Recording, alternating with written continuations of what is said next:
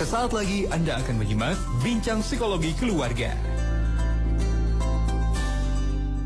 Kita kembali berjumpa dalam Bincang Psikologi Keluarga bersama dengan Pak Wasmin Al-Rishad dan Ibu Lilis Komariah.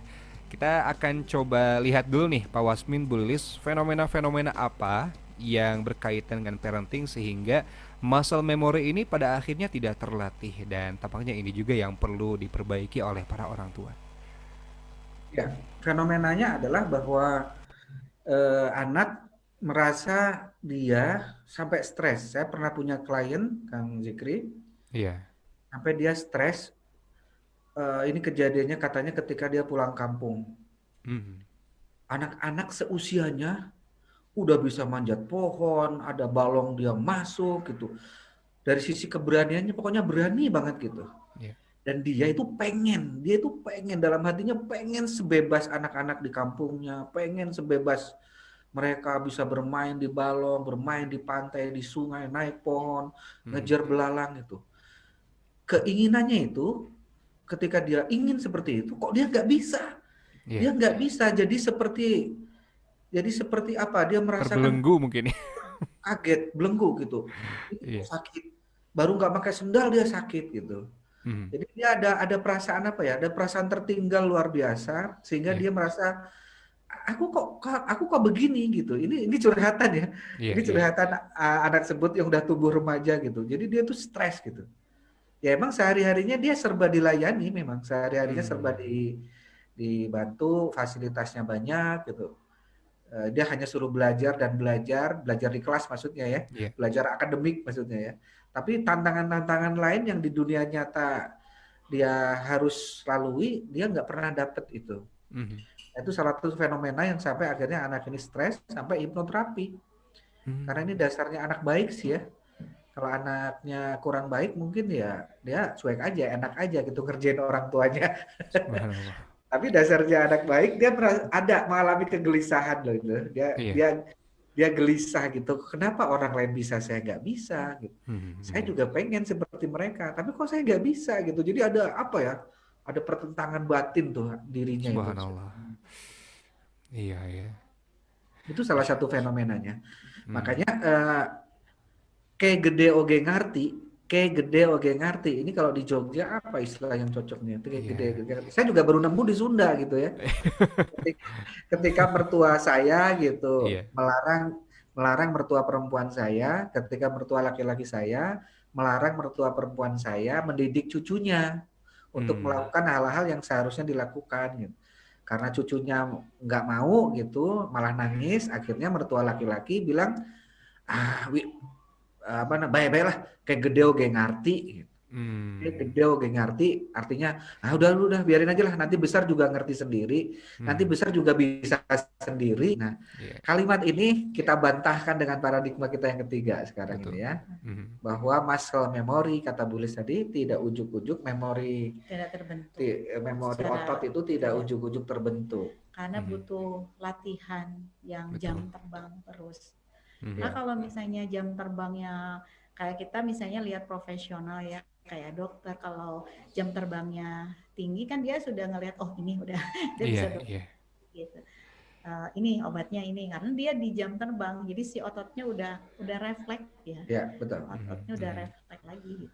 Sementara pelajaran-pelajaran dalam kehidupan yang nanti harus dia praktekkan bukan hanya matematik, bukan hanya fisika, kimia, biologi, bahasa, tapi juga ada mata pelajaran keberanian, mata pelajaran kegigihan, kejujuran, mata pelajaran kedisiplinan, kerja keras, ketekunan. gitu. Nah itu kan emang harus. Nah itu kapan dididikan itu?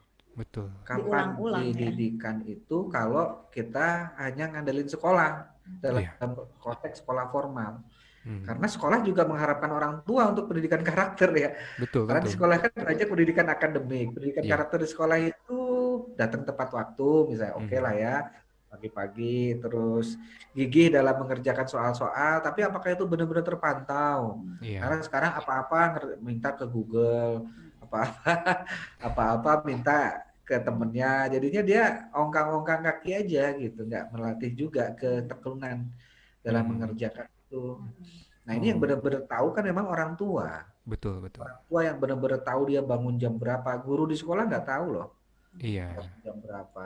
Orang tua yang benar-benar tahu ngerjain PR nggak di rumah. Guru di sekolah nggak tahu. betul. Taunya hasil dikumpulkan, ternyata contekan, ternyata nggak Subhanallah. dikerjain sendiri, Atau ternyata dikerjain sama orang ngopi, tua. atau malah Iya. orang tua kerjain, bahaya banget itu. Nah, Berarti kan di sini hanya nilai saja orientasinya, bukan Hmm. karakter gitu kan. betul. Jadi itu ini tantangannya ketika belajar dari rumah, ini merupakan media untuk melatih sebetulnya ya muscle memory ini tentang kemandirian belajar misalnya. Iya betul, ini benar-benar forum yang sangat bagus ini. Iya, Kita benar-benar sedang membuktikan bahwa rumah adalah tempat pendidikan saat ini. iya. Kembali seperti dulu lagi. Bukan Mhm. hanya tempat makan, tempat tidur, tempat nonton aja di rumah itu. Jadi gimana kalau anak-anak ke sekolah, pergi ke sekolah pasti harus bangun pagi. Nah, Mhm. gimana caranya anak tetap misalnya sekolah online secara daring di rumah, bangun tetap pagi. Nah, itu kan Nah, tantangan untuk orang tua. Untuk betul. tadi untuk membentuk muscle memori anak. Mhm. Ya.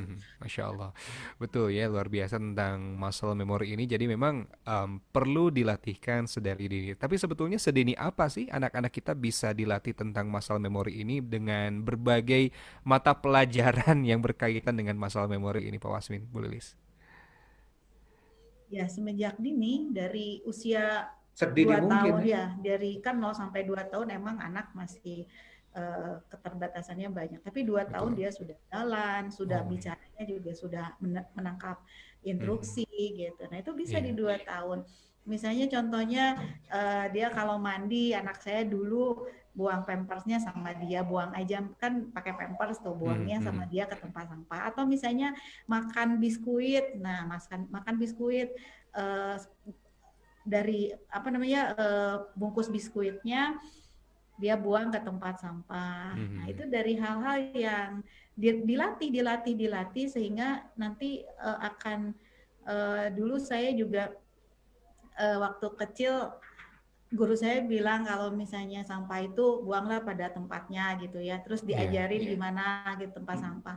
Nah, itu akhirnya sampai sekarang kalau saya punya sampah itu nggak ada tempat sampah, biasanya saya disakuin. Makanya pas mau nyuci itu, yang nyucinya bilang kok di itu di apa di dompet di saku bajunya itu banyak sampah karena Mhm. ketika saya mau buang sampah nggak ada gitu. Nah itu di Oh, kebawa sampai sekarang kayak misalnya kebudayaan di DT dulu saya iya, misalnya pernah di DT sendal itu ya sendal betul. menghadap ke depan. Nah itu ke bawah-bawah sampai sekarang dan saya sekarang refleks kemana-mana parkir gitu. Di otak Iya. saya tiba-tiba parkir menghadap keluar gitu, menghadap keluar. Nah itu Mhm. karena diulang-diulang, dilatih gitu dan akhirnya kalau dilatih itu nggak jadi beban gitu. Ya. Betul, Ya betul. awalnya kan disuapi, lama-lama Iya. megang sendok sendiri, lama-lama nyuap sendiri. Mhm. Awalnya digendong, lama-lama disuruh berdiri, Mm-mm. lama-lama disuruh jalan Ya. sendiri. Jadi sejak dini lah, sejak Mm. sejak lahir apa yang bisa dilakukan sendiri ya lakukan sendiri. Mm. Ya mungkin Mhm. waktu lahir belum bisa nepok nepok apa nepuk nepuk nyamuk ya oke Mm. kita tepukin lama-lama dia bisa Iya. nepuk nyamuk sendiri. Mm. Oke, dia belum tumbuh giginya, akhirnya dibuat lembut. Pas sudah tumbuh giginya, malah salah satu teknik merangsang gigi itu malah suruh gigit-gigit yang Ya, agak ini. keras, Hmm. makanan yang variatif Mm-mm. gitu. Kan awalnya dia Iya, tidak mandiri untuk menggigit. Mm-mm. betul. Kita buat lembut.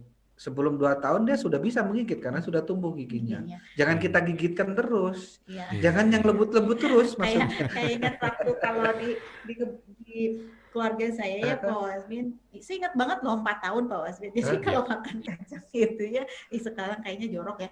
Kalau makan kacang tuh, itu ibu saya tuh makan dulu, terus Iya. nanti terus dimasukin ke mulut saya untuk jadi lembek itu tuh sudah 4 Kayak tahun loh. kayak ditahan begitu ya. Iya, kan sarinya udah ada di terus itu kan ada Betul. bakteri saya Iya. ya. Kacang awalnya dikupasin, ya udah ngupas sendiri gitu. Kita Iya. lagi kan kalau memang kalau ya agak susah itu kan kacang ini ya apa kacang yang bunga matahari itu namanya apa tuh? Kuaci. Kuaci, Oh kuaci. kuaci. Mhm. Masa aku yang ngupas, ngupas sendiri ah gitu enak. Lupa Iya, sendiri, betul buka betul. tutup botol, itu Iya. manja banget gitu, buka tutup botol aja, coba gunakan otot, dia gitu. Sekarang kok aja ada Kecil yang gitu. di itu Pak Wasmin yang udah dikupas. Dikupas ya. Sangat Yang memudahkan dikupas, yang sekali. udah dikupas tuh nggak ada tantangan Pak Wasmin. Iya. Gak kayak makan kuaci ya, Masya Allah. Iya. Baik. Tapi memang tantangannya nih Pak Wasmi Bu Lilis ketika mencoba untuk melatih muscle memory ini adalah kesabaran dari orang tuanya. Kadang-kadang justru gak sabar buat, kok lama sih bisanya, Iya. gitu ya, gitu-gitu aja kok gak bisa sih. Nah, bagaimana menjawab tantangan kesabaran ini sebetulnya?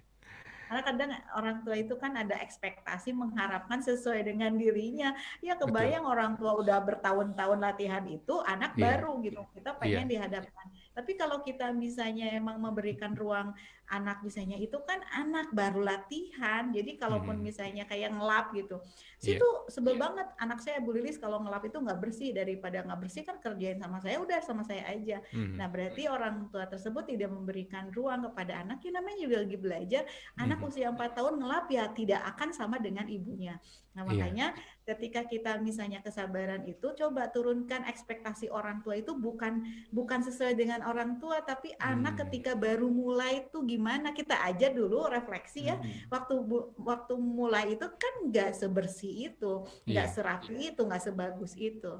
Nah, ketika itu ada toleransi ke anak, malah kita lebih ini, kalau anak belum beres nih, ini lihat ya, Mhm. masih ada debu, yuk kita sempurnakan pekerjaannya, gini caranya, terus kan harus dilatih-latih. Nah biasanya orang Betul. tua nggak sabaran, udah sama mama aja Nah, gitu, itu dia. daripada bersih. Kayak misalnya beresin tempat tidur anak saya, pas ayahnya nggak ada, kemudian pada tidur di kamar saya gitu, terus beresin, lipat Mhm. selimut, semangat aja gitu. Dan tentunya hasilnya ya pasti di bawah ekspektasi saya ya.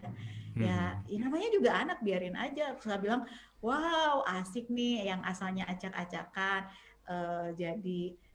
jadi apa namanya lebih rapi. Nah, kita Iya. sempurnakan yuk, kita ajarkan lagi nih melipatnya, ujung ketemu ujung, terus dilatih sehingga Iya. yang terjadi anak juga kan ada apresiasi. Jangan ini, lihat ngelipet yang bener aja tuh misalnya, Waduh. ini yang bener aja gitu. Nanti Jangankan ada misalnya, apa afektif memory ya. iya betul.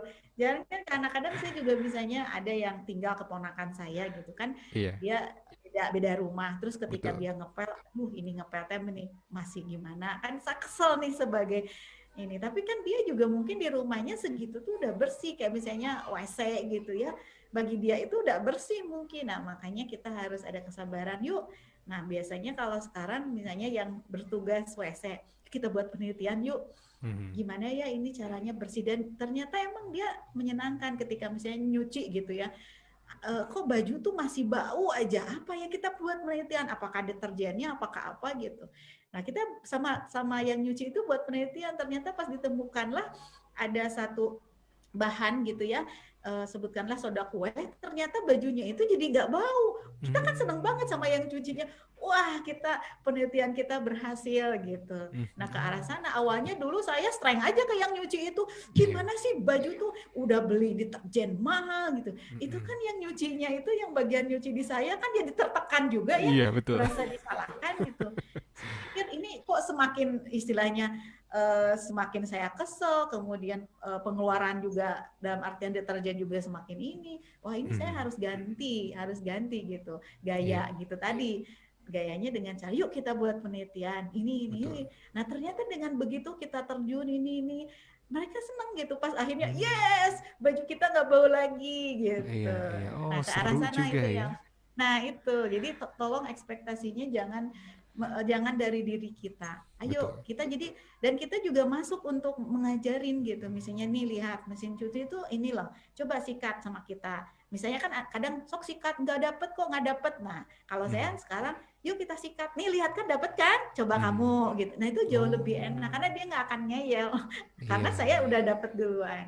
Nah dengan Betul. begitu tentunya kita juga akhirnya tidak terpancing emosinya kan, dan Mhm. kita juga puas loh karena ada di masuk ke bagian hal itu. Mhm. Wah, seru ya. Ini jadi teringat konsep mentoring yang pernah diperkenalkan oleh Pak Wasin Bu Lilis begitu. Jadi kita Ya, pun terlibat tidak hanya satu arah saja kita menyuruh oh begitu. iya, lebih enak. Nah, ini yang menarik yang akan diingat terus sebagai memori otot dan memori otak oleh keponakan itu adalah jiwa pantang menyerahnya itu. Betul. Bukan sekedar menemukan bahwa natrium bikarbonat, karena dulu kan saya kimia. inilah kalau ilmu nggak diamalkan kayak gini. Padahal saya tahu. Jadi gagasan doang. Menemukannya sama justru yang malah bagian jurusan kecil. psikologi gitu ya. Jurusan kan saya setelah baju itu jadi tidak mudah bau, jadi baju itu kan ketika habis dicuci kena keringat dikit langsung muncul tuh baunya. Itu kan pasti karena ada bakteri yang tersimpan di serat-serat kain yang nggak terbunuh oleh deterjen kan gitu.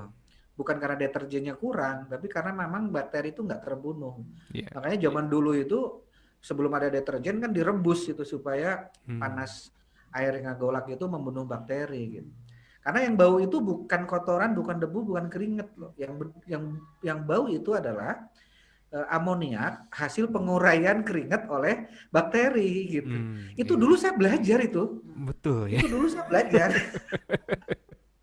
Tapi ketika penemuan baking soda untuk ditambahkan deterjen untuk membuat pakaian jadi tidak mudah bau, tidak cepat bau ketika dipakai, baru saya baca lagi, baking soda itu kan bahasa kimia natrium bikarbonat.